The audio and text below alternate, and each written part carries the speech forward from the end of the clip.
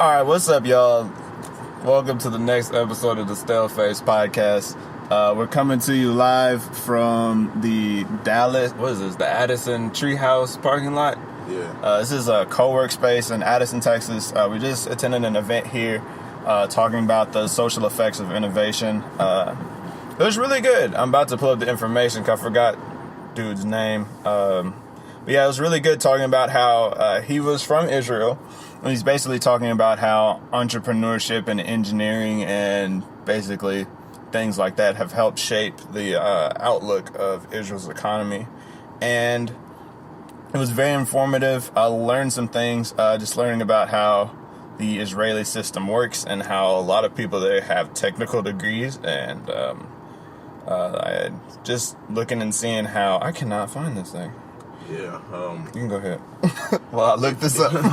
if you didn't know, if people didn't realize, apparently you can get a degree from a particular university in Israel that amounts to the same type of education and at MIT. It's comparable. It's comparable to the same type of education at MIT for about $190,000 less. Yes. And these are real numbers we heard in there. His name was Ophir Marco. He's a startup founder. Just looking at some of his bio is super impressive. He started his first startup when he was 14. He started his second when he was 15, and he took one to IPO. And it says that he exited for those two companies. When he exited them, they were valued combined for just under $1 billion. So dude knows what he's talking about. So he's pretty much a billionaire. Yeah, so he's super cool too. So that pretty much means this is gonna be a shortened episode because I'm gonna go back inside and talk to him. Exactly. But no, it was definitely a good event.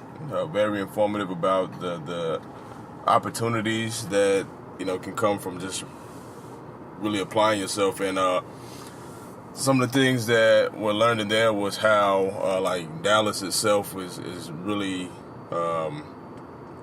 exploding in the innovation market and really exploding the entrepreneurship market. He was talking about how a lot of things in Silicon Valley now are kind of getting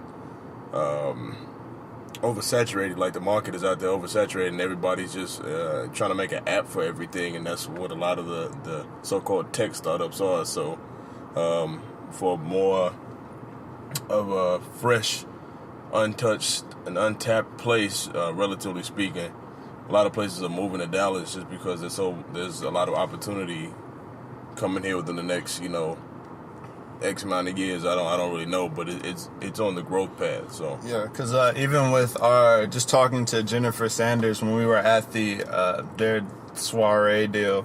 Dallas is actually, according to her, I haven't checked which source she is, but according to her, Dallas is the 6th most innovative city in the United States. So we're kind of on the forefront and pushing towards having Dallas be a completely smart city.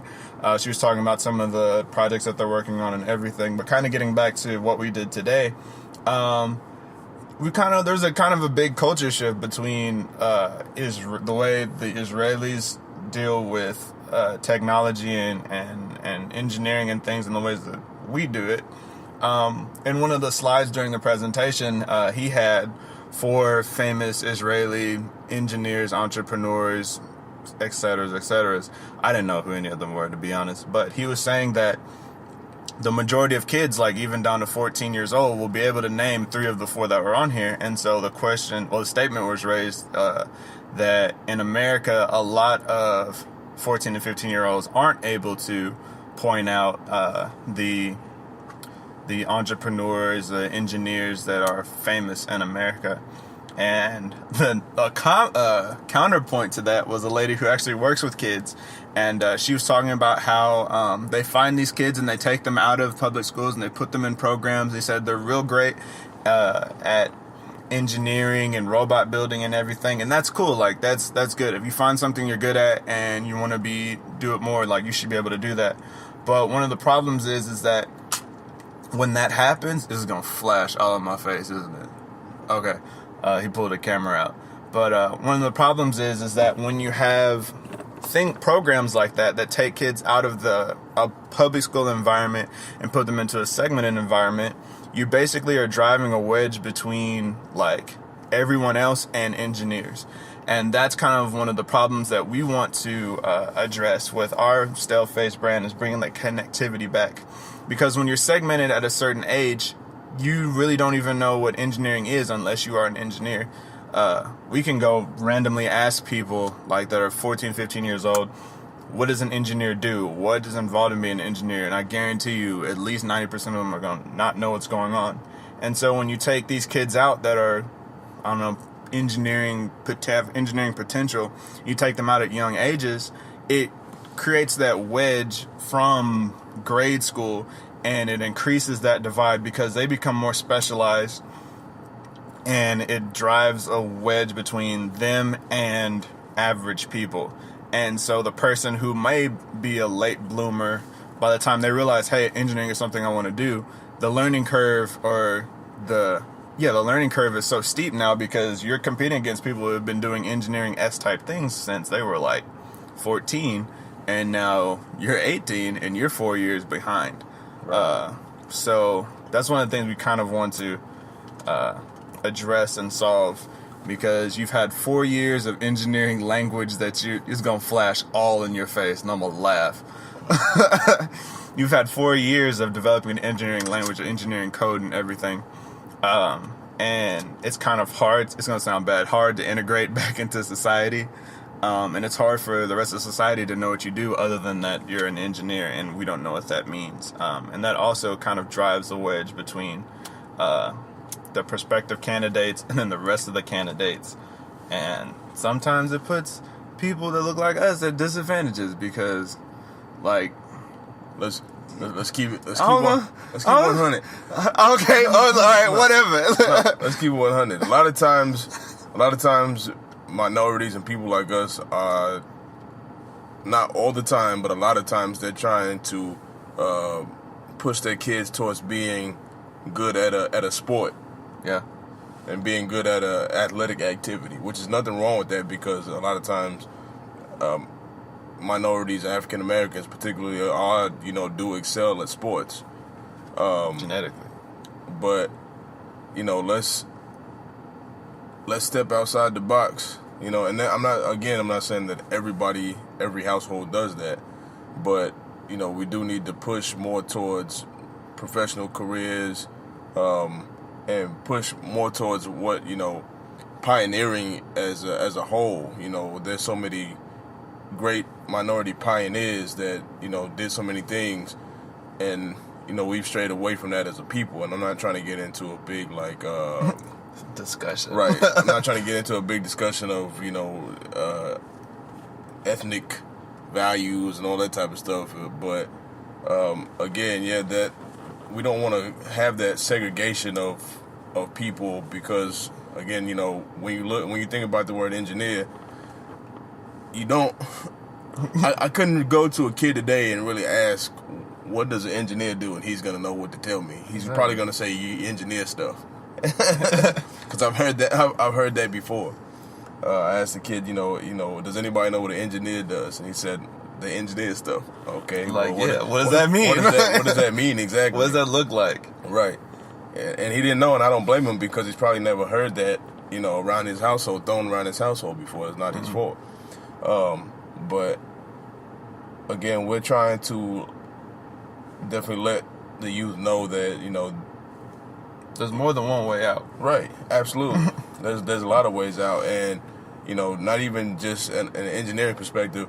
Most definitely, learn one thing that could probably be a whole podcast and talk, of its own, is learning about how money works. Yes. Learning about how money works from a young age. Yes. And because if you know how money works, you can make money work for you, and that education would be priceless and very valuable. Yeah. At a young age. So, small slight tangent, and then we'll go back to the topic at hand. If you invest 10% of your income in an account or something that gives you 10% returns in 20 years, you'll be able to live off the interest of what you put away. Think about that. So if you're 18, you'll be able to retire when you're 38 if you start doing that now. Think about that. That's great.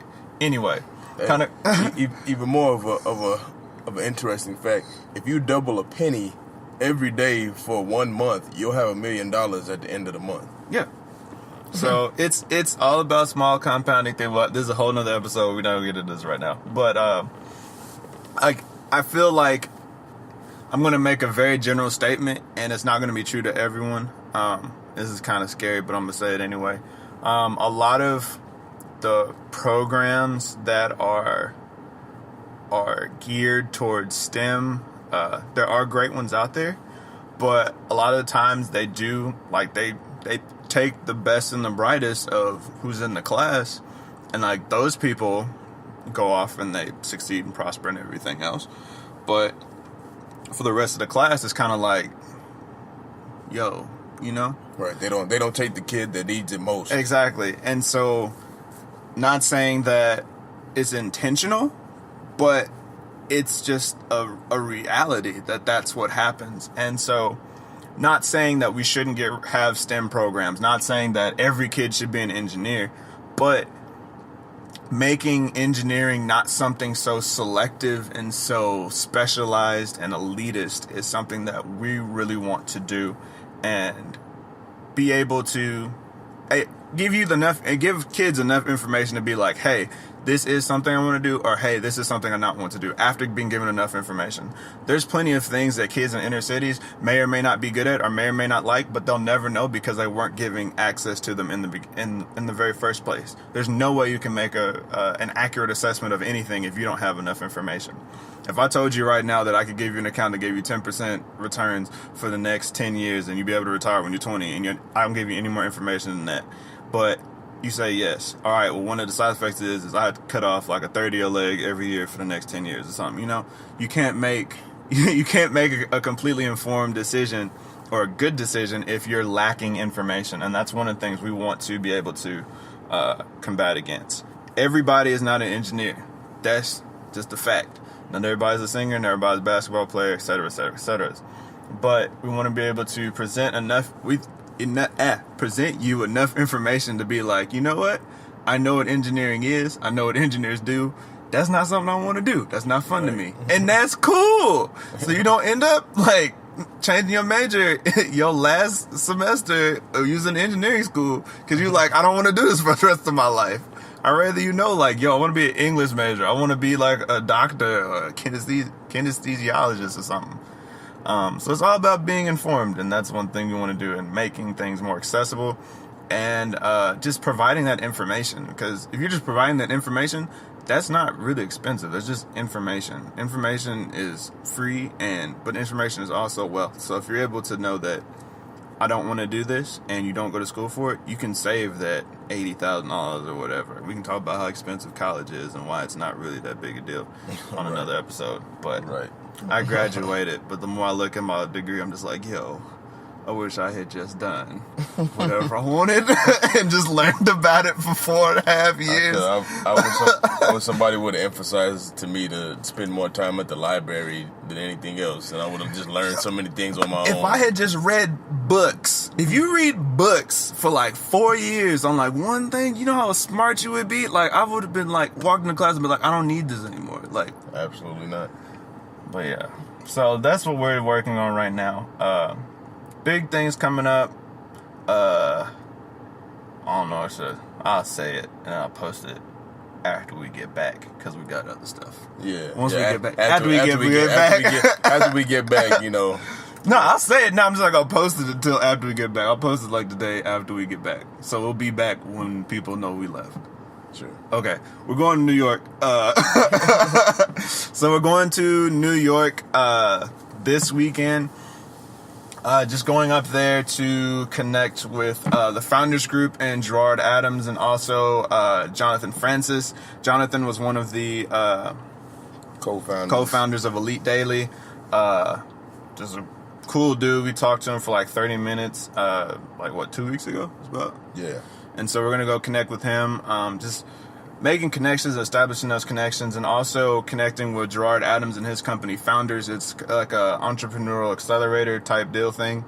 And just connecting with them and being able to be around like-minded people who are going to push us to get better. It's going to be cool to like absolutely be